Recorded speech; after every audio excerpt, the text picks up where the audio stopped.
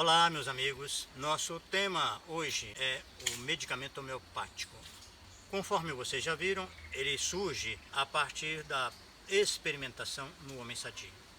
Esses dados mais peculiares formam um conjunto, é como se fosse um tema que se manifesta em diferentes circunstâncias, que mostra aspectos antagônicos, muitos fazem uma analogia e também mostram às vezes progressividade de um dado para o outro. Mas enfim, eles permitem, desde que estudados com atenção, geralmente se recorre a um dicionário para ver os sentidos das palavras, juntamos isso tudo num tema que permite o uso na clínica com muita confiabilidade. Nós também fazemos um exercício interessante, que é pegar esses dados da patogenesia, pegar dados de pacientes curados, que vão se agregando a esse conjunto primitivo, e olhamos também a substância, quando ela tem alguma informação que possibilita essa inclusão. Vou dar um exemplo bem resumido para vocês terem uma ideia. O petróleo tem uma identidade bem interessante porque ele é pedra e óleo. Ele tem uma história, pelo menos essa é a teoria biogênica. Ele surge a partir de fósseis naturais e eles acabam, depois de milênios, eles se transformam em óleo.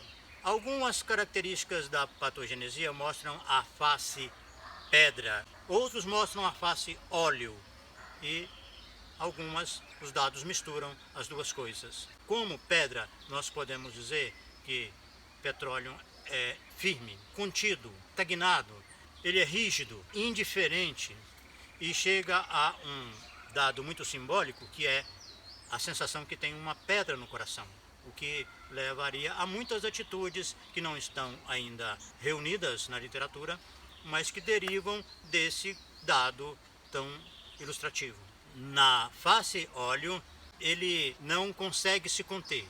Quando está falando, quando está fazendo alguma coisa, há uma tendência a tornar-se ingovernável, ou seja, há uma energia em ebulição. Mas essa energia também pode ser conduzida para a realização de algum trabalho. E aparece um símbolo muito interessante. Tem a sensação que tem um outro bebê ao lado, na cama, e que precisa de cuidados. Ou seja, a sua energia ela vai se canalizando para a realização de algum trabalho. Uma outra informação muito útil é que ele sente como se mente e corpo tivessem separados. Por quê? A pedra se transforma em óleo. Então, há uma dualidade evidente na história da substância. Então, assim, é muito comum que a gente faça esse caminho retrospectivo, juntando a substância e a sua utilização, as suas funções, para embasar o conhecimento da matéria médica. A partir daí, alguns homeopatas começaram a fazer um trabalho que reúne dados que já existem na literatura a respeito de algum medicamento, tomam o tema desse medicamento e juntam com outro que tem algum conhecimento bom ou razoável ou escasso e fazem uma estimativa de como seria o medicamento que junta os dois. Só que esse estudo começa a usar informações paralelas e as duas mais importantes, a análise do elemento na tabela periódica e a análise da procedência do medicamento em relação ao reino da natureza. E daí nós começamos a perder a possibilidade de analisar isso de uma forma mais criteriosa, porque os antecedentes da substância definem o resultado desse procedimento e dos possíveis achados. Eu diria que a forma mais adequada para transformar esse procedimento num método seria, por exemplo, pegar calcária fosfórica. Temos calcária e temos fósforos. Vamos fazer uma previsão de como seria calcária fosfórica? Feita essa previsão, fazemos a patogenesia e mostramos o quanto a previsão foi acurada.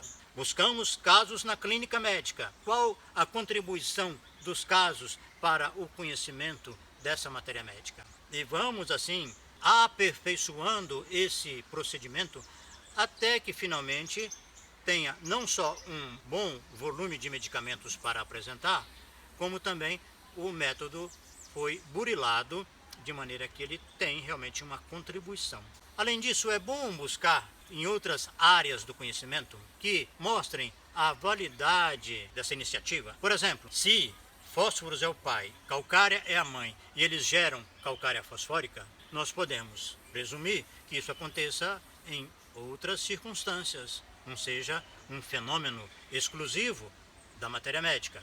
Então, se o pai é arsênico, a mãe iodium, os filhos são arsenicum iodatum, ou são iodium arsenicosum, mas essa predominância de um deles já pode gerar figuras completamente diferentes entre si. E é importante, no final das contas, a gente entenda que o medicamento homeopático pretende uma individualidade, é um quadro absolutamente singular, que é peculiar a ele. Dessa maneira, nós precisamos questionar a avalanche de estudos prontos que não têm o devido embasamento segundo a metodologia homeopática que se apoia na experimentação no homem-são.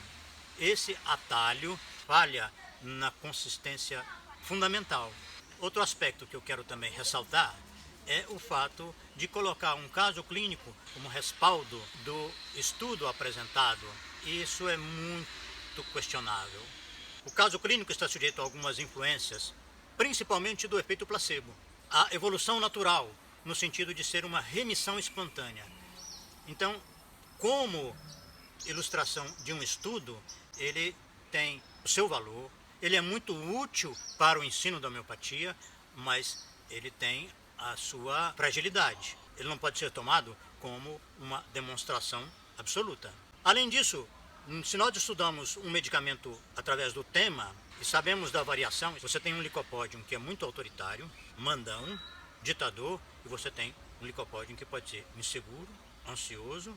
Tem muitas variantes que mostram só um polo, mostra só o outro, ou mesclam alterações dos dois polos.